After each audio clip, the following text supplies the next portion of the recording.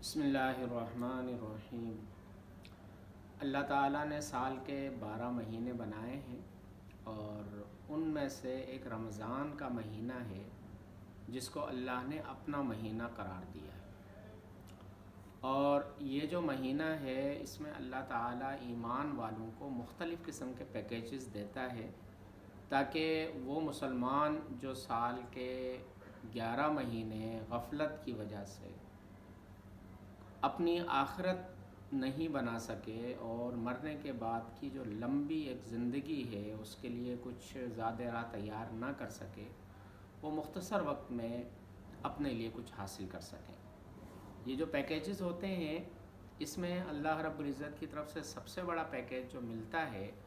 وہ یہ ملتا ہے کہ ایک فرض کا اجر 70 فرضوں کے برابر کر دیا جاتا ہے۔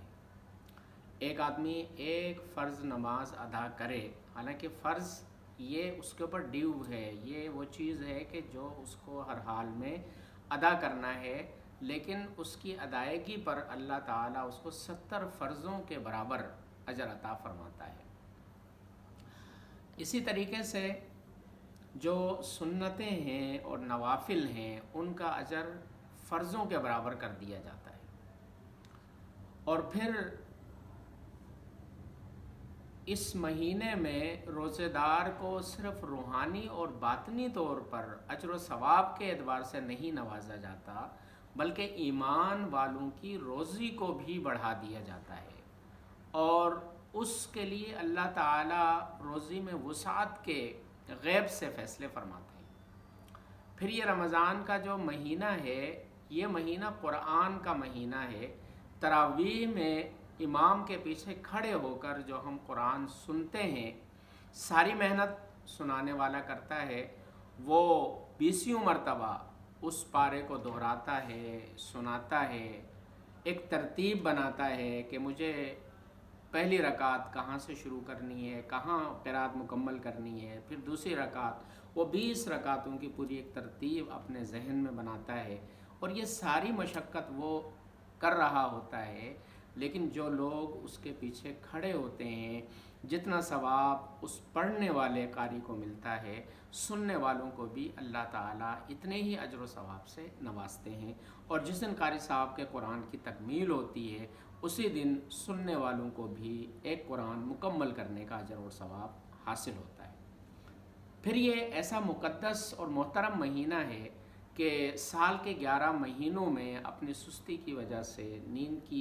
کے غلبے کی وجہ سے، جن لوگوں نے تہجد کی نماز نہیں پڑھی، اپنے رب کے ساتھ وہ سرگوشی نہ کر سکے، سرگوشی کا وہ موقع کہ جس میں اللہ تعالیٰ کی طرف سے باقاعدہ صدائیں لگتی ہیں، ہے کوئی روزی مانگنے والا، ہے کوئی اپنی مشقت، اپنی مشکلات کا حل مجھ سے مانگنے والا، ہے کوئی بیمار جس کو میں شفا دوں، تو اللہ تعالیٰ سے یہ سرگوشی کے جو مواقع ہیں، سال کے 11 مہینے ہم ان کو ضائع کر دیتے ہیں اپنی غفلت کی وجہ سے، لیکن یہ ایک ایسی فضا بن جاتی ہے کہ سحری کے لیے ہم جب اٹھتے ہیں تو ہم 10-15 منٹ اپنے نکال کر اپنے رب کے حضور کھڑے ہو سکتے ہیں، اپنے رب کے حضور جو ہے وہ دامن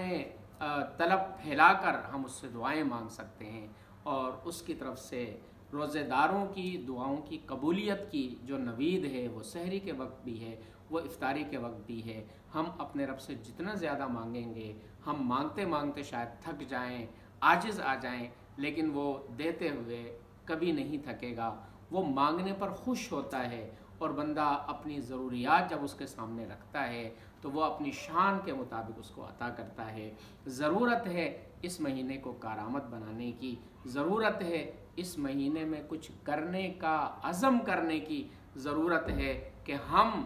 اپنے رب کو راضی کرنے کے لیے ایک قدم اس کے راستے میں آگے بڑھائیں، تو انشاءاللہ وہ خود ہمیں تھام لے گا۔ اللہ تعالی ہم سب کو عمل کی توفیق عطا فرمائے۔